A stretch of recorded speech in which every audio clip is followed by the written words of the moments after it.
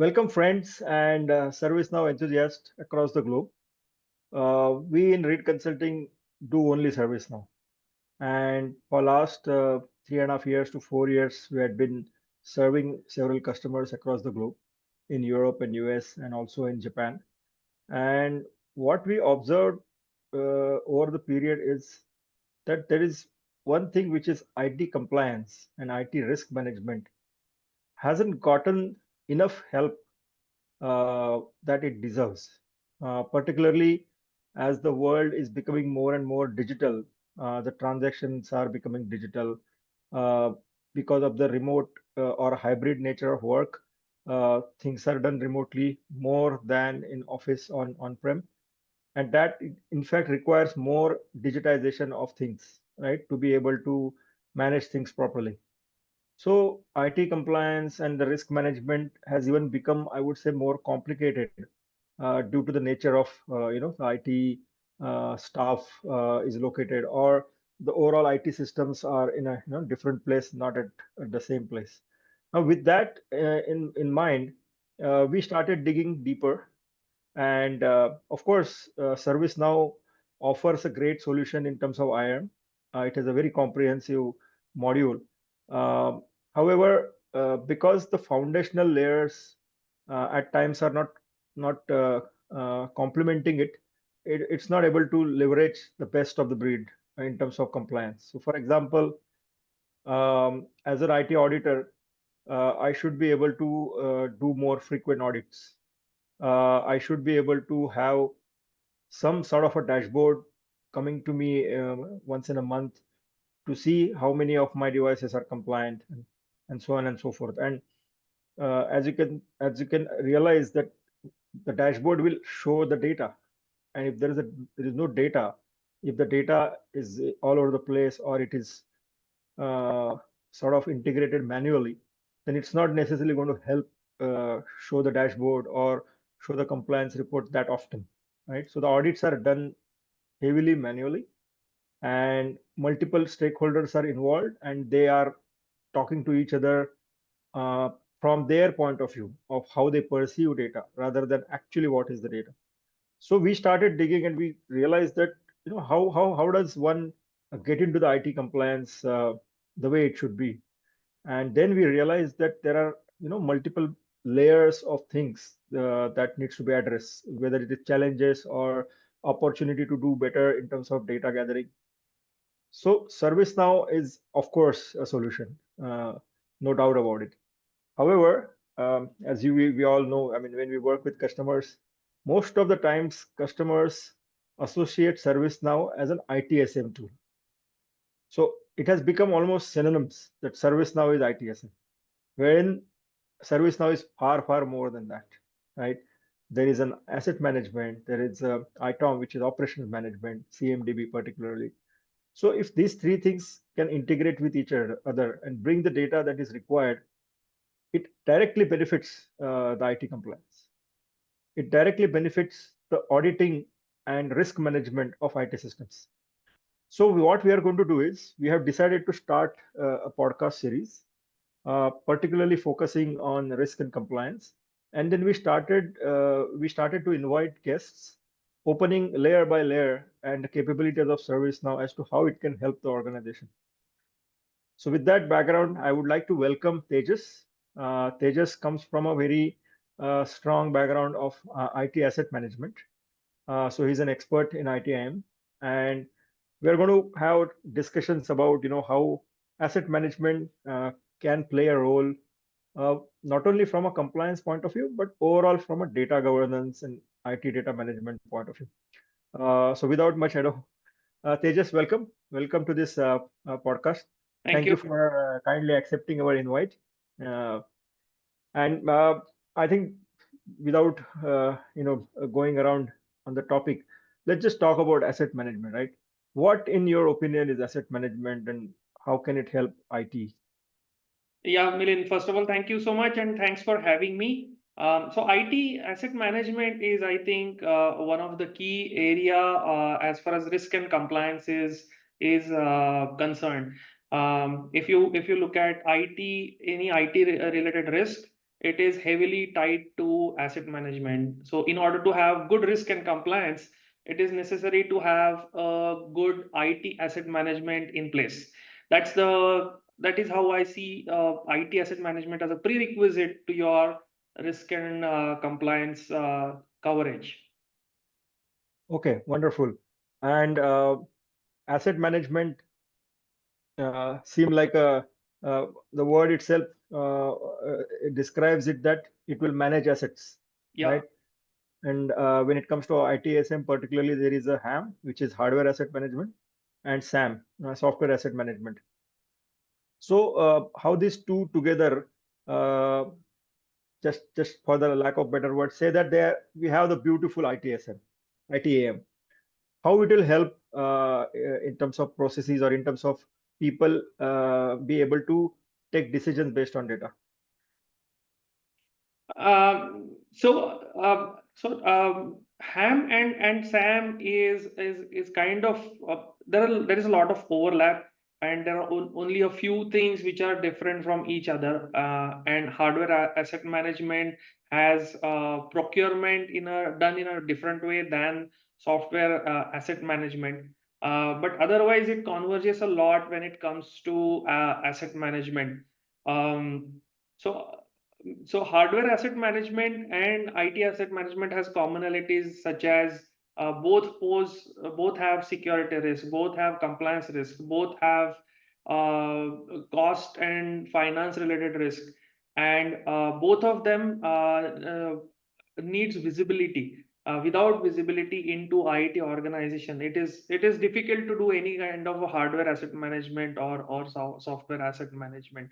So that is how I see at Ham and Sam together instead of just looking at them as two separate things. Both have common problems, I would say. Okay. So let's say an organization decides to implement ITAM, right? And think that once it is configured, it's going to bring all the assets into the system, right? Is it that easy, or there is something else which we probably don't know, and people just think that, well, let's just get ITAM on board and problems will be solved. Well, what do you think? So let's look at it from the angle of people, process, and technology. So Right. first and foremost, that there should be some process already in place in practice. Maybe not efficient one, but Mhm. it's there. Uh, uh, there are a few stakeholders or kind of dedicated people who take care of that process. So there should be a good dedicated team. That means people involved in it, and Mhm. then it can be complemented or enhanced if made more efficient with the help of technology. So Mhm. so that is how I look at operationalizing your ham and sam technology. For how do we approach ham and sam is by through lens of these three categories. Are your processes optimized? Do you have a buy-in from all the stakeholders? Is it your CIO level priority? Is it having enough funding allocated because it's a priority? And then which technology do you use to actually automate it, digitally transform it? So that is how I would approach or suggest as an expert to any company to look at SAM and HAM implementation. Okay, so I think that brings out the famous triangle philosophy of any change management. There is the angle of people, process, and technology. And sometimes, if any of it is weak, it can directly result into non-functional execution, right? So, like you rightly said, um, and triangle being the what is it, the most stable form in geometry. Why? Because all three are equally important, right? And so technology can, of course, give you a method to do certain things, but the method needs to be defined, which is a process, and people have to adhere to the process. That's what we are talking about here, right? Yeah.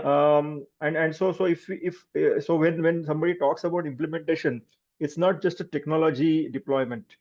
or technology enablement. It's also going a little beyond identifying the right stakeholders, creating a RECI, right, for them to have an accountability and responsibility of tasks, and at the same time define well-defined processes which are catering to the business, most relevant to the business, and then all these three things go along, right, hand and gloves, all three together, and as long as they work together, then you can have a good result of an asset management, right? Yeah.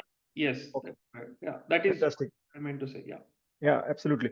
So thank you for that. But I guess and assets is basically, let's say, in terms of hardware, it's all laptops, servers, right?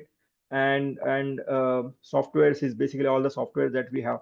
I would like to quote an example where how uh, decentralized asset management can result into some sort of a chaos.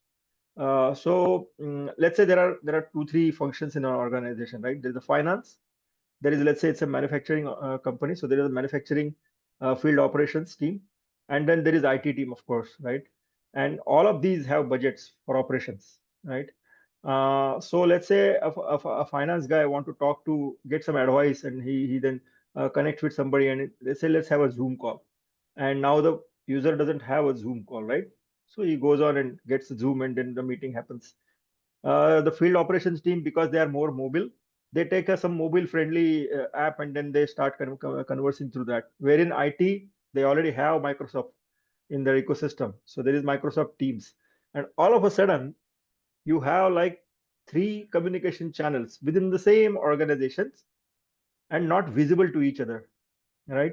So for this kind of a situation, what would you suggest? What can be done so that there are no multiplications of same functionality or same capability? So, Milind, let me expand on that particular problem that you described. It's just a tip of iceberg that you touched upon. Mhm. The problem is not about just spending on just way too many software than needed, way too many software engagement.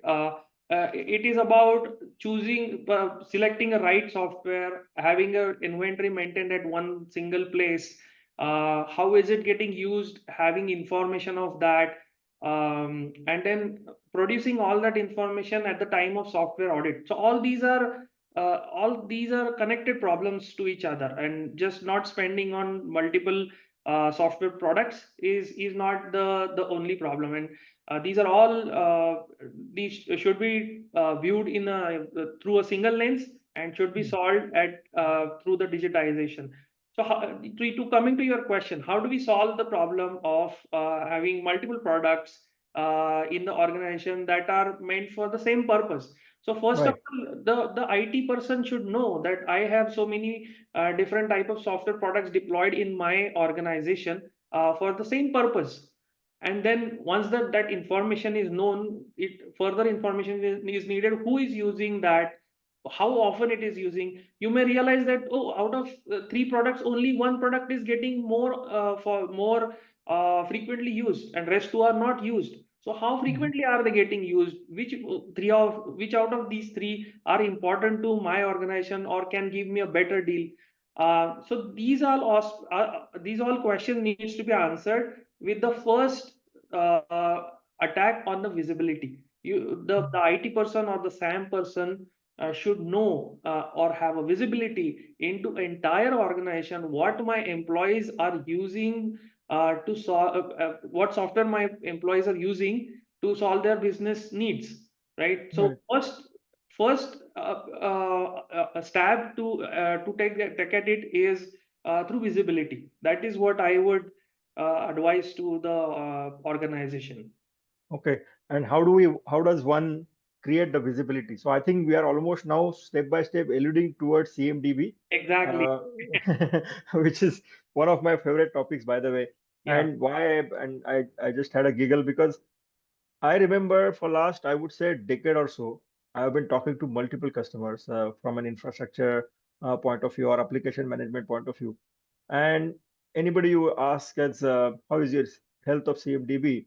And most of the times answer is, well, it's not exactly where we want, but we are good. Okay. And believe it or not, when they say that, they are themselves questioning it back. because to be frank, nobody has answer. And CMDB has been there for ages now, almost, okay, in one or other form, right? Now with ServiceNow, what we are trying to do is we're trying to consolidate that into a single platform, correct? So that's a good move, but uh, the question goes back to the roots of how one would approach, in fact, even creating CMDB, right? And I think that is where I would like you to put some light on, because it's such an important topic. And like I was saying at the beginning, that risk and compliance is mandatory, but if you go back to the basics and do the basics right, you're going to create a solid foundation for enabling risk and compliance better, correct? So please, I mean, let's just talk more on CMDB. It's a favorite topic of both of us, so please go ahead. Yeah, it's a favorite topic in the entire IT. So we are not we are not the only ones. So let me connect one dot there. When we switch from SAM to CMDB, one would ask why how SAM is related to CMDB, or how relevant CMDB is for the SAM problem that we talked about. That I have multiple products for the same uh, business purpose. So think of it very logically. It's very simple to understand. The software is either installed on your computer, or through browser it runs on your computer. So it's very tightly coupled with the computer, laptop, desktop, or even servers for the enterprise software. So that is where it connects with the CMDB. Because CMDB, let's understand what CMDB. It's an operational view of your IT infrastructure, right? That is what is CMDB. So coming to your question, how to get at how to approach to the CMDB. I should know where to look for that data, right? First to put in CMDB. Let's Yeah. suppose computer, laptop. Where do I get that data from? Do I do the discovery of my network, or do I get it from my CCM, or do I have spreadsheets from where I import it into the CMD? What's the source? So that is the first thing any IT department should look for. What is the source of that data? Once it is identified, then it should be figured out. Is it the only source of the data, or I have multiple source of data? Let's take an example for a support group. Let's suppose one support group is looking at just MacBooks, okay? Mhm. And that data is maintained somewhere in some system of truth, Yep. Yep. whereas other attributes are stored somewhere else. How Mhm. many processors how many cores the laptop has, how much is the RAM. So that data Mhm. might come from somewhere else. So that means now the problem has increased, that instead of just one source, you have multiple sources. So that's the Mhm. second thing the IT department should be thinking of. What data comes from what source? Mhm. Once that is identified, the next level is how do I get that into CMDB, and then which technology do I use to maintain my CMDB. Right. ServiceNow is obviously the best choice, but what are the ways to get the data in ServiceNow CMDB? So this Mhm. is how technically it should be approached. So now you may realize that how many stakeholders that IT department will have to talk to, get them Right. aligned that this is what we are trying to achieve, and please give us your buy-in, because you will see so and so benefits. Each one of you Right. will see benefits. So many stakeholders needs to be aligned, and that's hard. That's why it is Mhm. important to get CIO level buy-in, mandate, whatever you want to call, for this Right. particular digital transformation problem. So this is how I see operationalizing the CMDB from just a concept. Hmm. Right. And I think just to maybe what you described is not complex enough, then I'll add regions. Every region can have its own different setup, right? For example, let's say a US entity will work in a certain way, wherein the APAC entity or a Europe entity will work in different way. And obviously, the choice is that whatever is available there, that hardware will be procured, that vendor will be there. In fact, I'll add one more layer of complexity is who are all the service vendors who are serving it. Now, every region will have different providers. There might not be one single global provider which can take care of the entire globe. So at Europe they will have a set of vendors.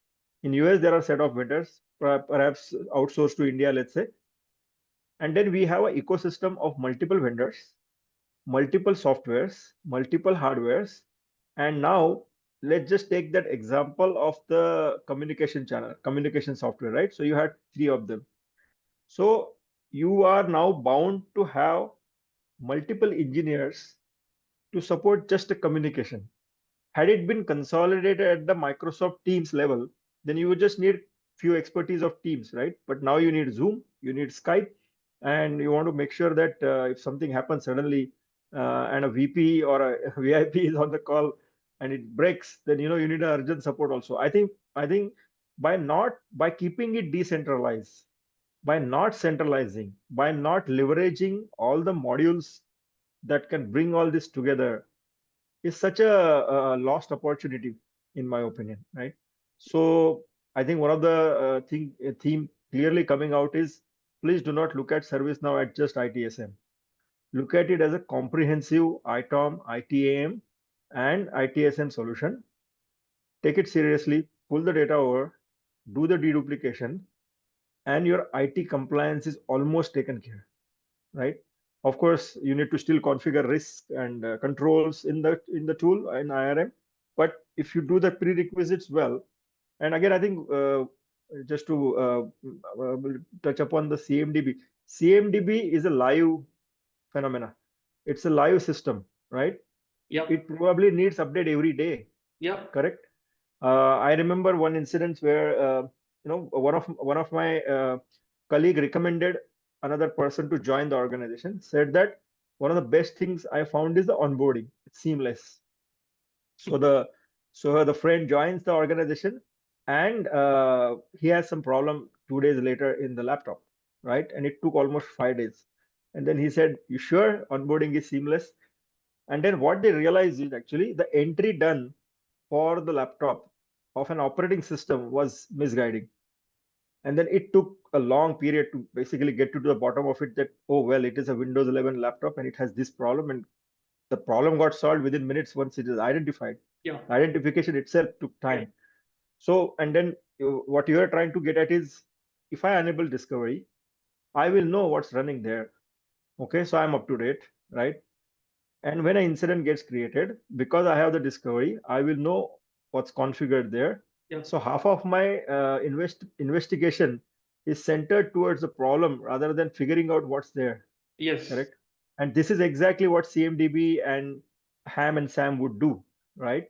It will give you the real time, that moment information of what hardware, what software, right? And then so on and so forth. Sorry, I'm actually putting more light on this topic. It is so important. Yes, and Have this, and interesting, of course, and and simple things, right? I mean, the incident that I narrated is just one person's one problem, but now you multiply this with multiple regions, multiple softwares, and even a simple thing can take days to solve because people are just figuring it out what's wrong, isn't it?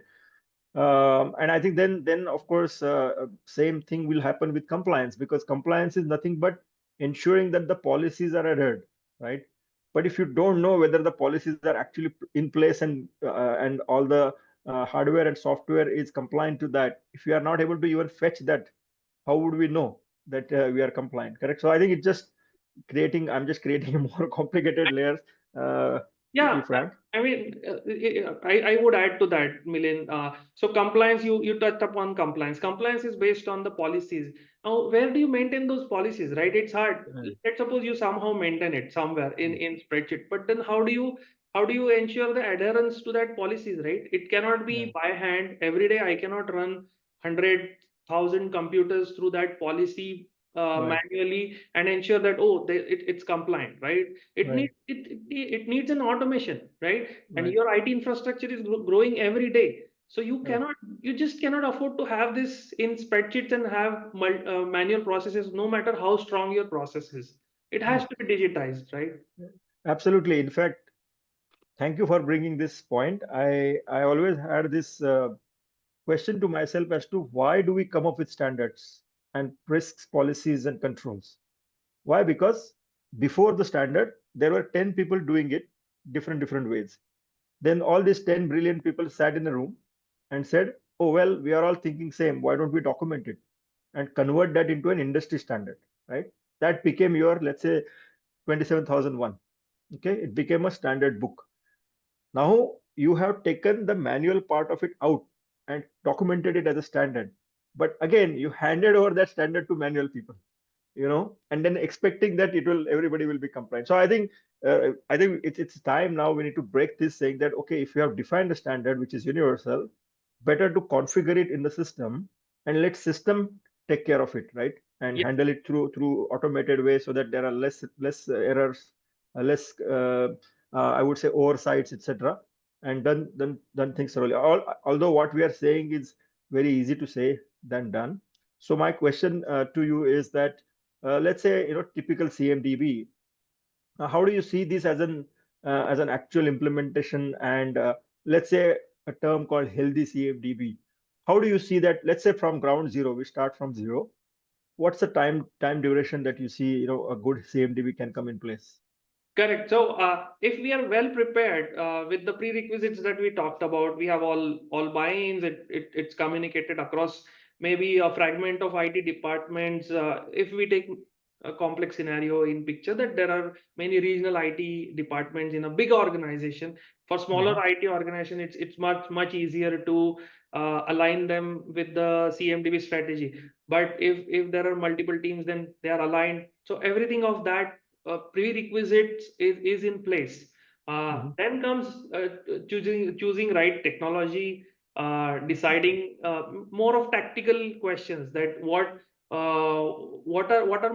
compliance do I need in my through my CMDB? What technology do I use to automate that? Which attributes of my IT infrastructure do I capture? On priority, my IT infrastructure is very large. It's on premise, it's on cloud. There are hundreds of thousands of laptops. Which one of that I first get into CMDB, right? mm, So those at tactical level prioritization needs to be done, because you can't do everything at one go.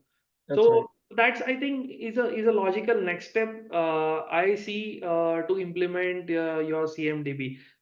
You can think of it as almost like crawl, walk, run approach, Mhm, where mhm, what is my need today? Laptops, desktops. Okay, let's get that done. Let's put that in CMDB. The mhm, next priority is perhaps servers, but then servers have more complicated structures. So the next logical step to servers is, okay, let me get in the network infrastructure also. Once mm, that is done, maybe I have cloud infrastructure also. Okay, mm, I go hit cloud infrastructure, represent that in my CMDB. All right, so mm, all my on-premise, on cloud infrastructure is represented. But what about my business applications, business services, service mm, offerings? How do I represent that? That mm, is the last maturity level, and automation of that through service mapping kind of thing, where mm, your dynamic changes to your service are automatically captured in mm, CMDB.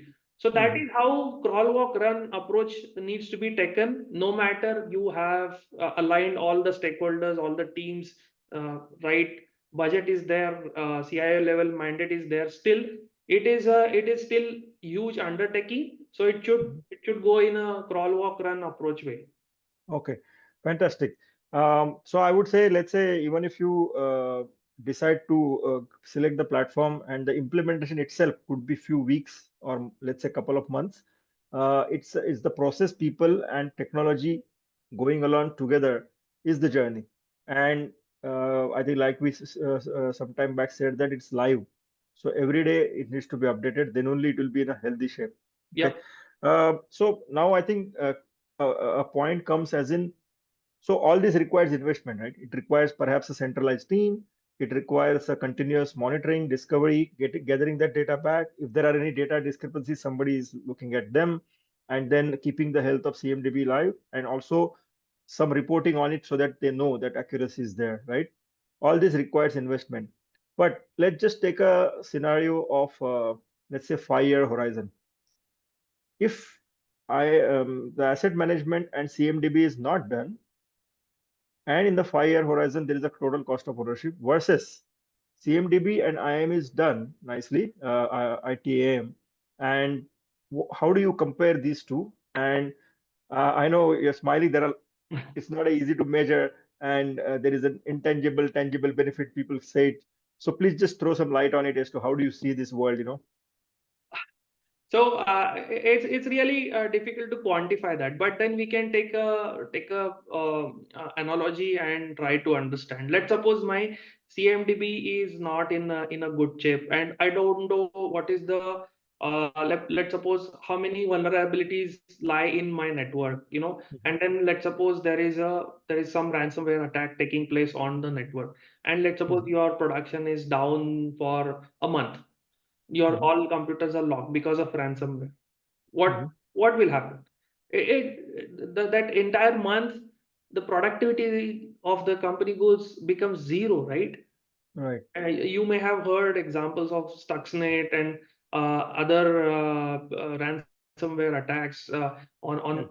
oil and gas companies. Yep. So how much is the loss? It's in millions.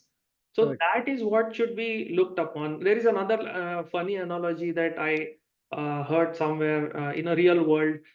Let's suppose I don't drink bottled water versus I drink tap water. What is the cost? So let's suppose I drink tap water and I get some a bug in my stomach. How much would I end up paying if I get hospitalized for a month? I would end up paying a few thousand rupees, right?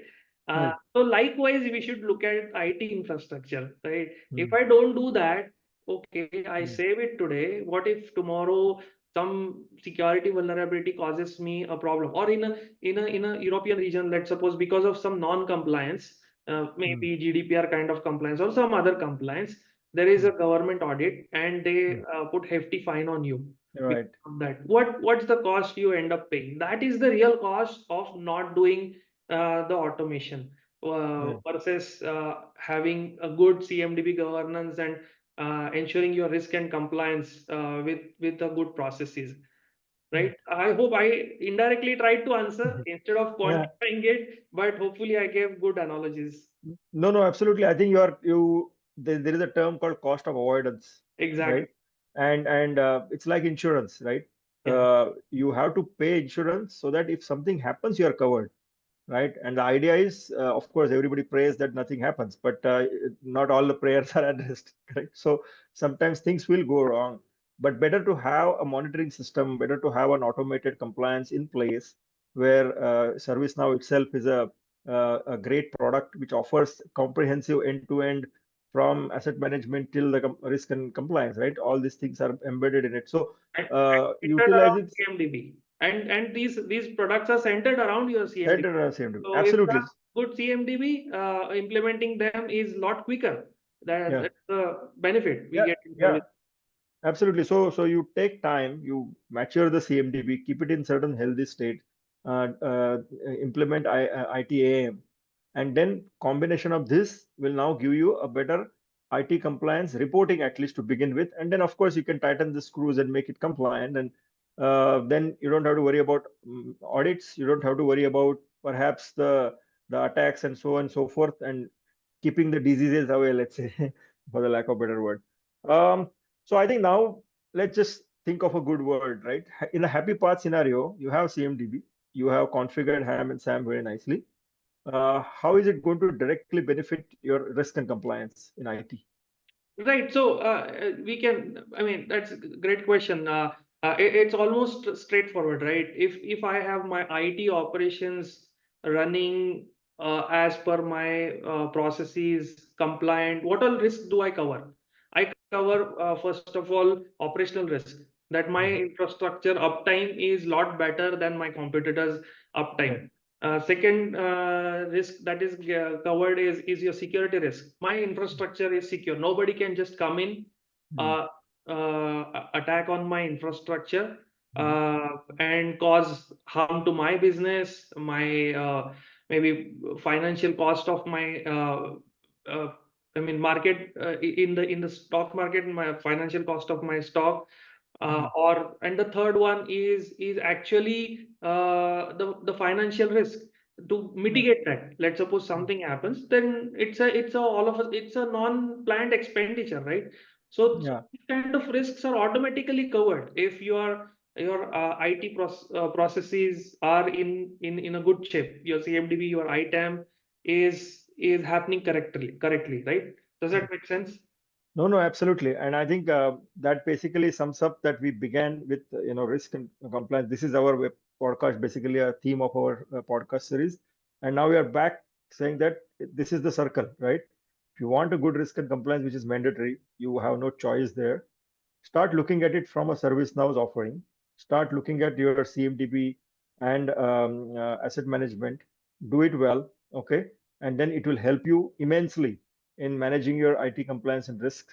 And then everything is hunky-dory and good, right? So thank you for that. I think it just emphasizes more on how asset management plays a bigger role. And thank you for bringing your expertise here and helping us understand this, so to say, complex world. Again, I think what we narrated is all very easy to talk, very Yeah. difficult to implement, but that's the nature of it, right? You're trying to avoid a big risk, so better implement certain things and stick to the processes and people adhering to it. So And, thank you so much. Yeah, and sorry. include experts like REDE, so to Yeah. make it easy. If it is you're finding it difficult, involve experts in that, right? Absolutely, involve us and involve Tejas, and we will certainly make it easy. I mean, I think talking about it itself is so interesting. Just imagine doing it, right? So, guys, please, I mean, and again, I think this is an open invitation now. Thank you for bringing that up, Tejas. I would like to invite all my friends, all who are listening to this podcast, that please bring about any ideas or any challenges that you're facing. We will ensure that we bring an expert like Tejas or Tejas himself again, and we actually address that particular situation. Just talk it out, right? I mean, this whole podcast is created for the benefit of the community to say that if you are struggling with something, let's come together and see if we can solve. And of course, from a solution point of view, then we decide whether you guys will work with Reed or somebody else. But we are here to basically guide you in terms of any possible solutions or to your problems. With that, I think we will close this particular session of the podcast, which is centered towards IT asset management. Thank you so much, Tejas, for your time. And thank you for addressing the questions. And I think it was very interesting the way you actually narrated the whole end-to-end, CMDB and IAM and how they are intertwined. They cannot be separated. So CMDB first, and then asset management, and then things can be better. Thank you. Thanks, Milind. It was pleasure talking to you on the favorite topic of CMDB and ITAM and risk and compliance. Right. Thank Okay. you so much. Thank you so much. Take care.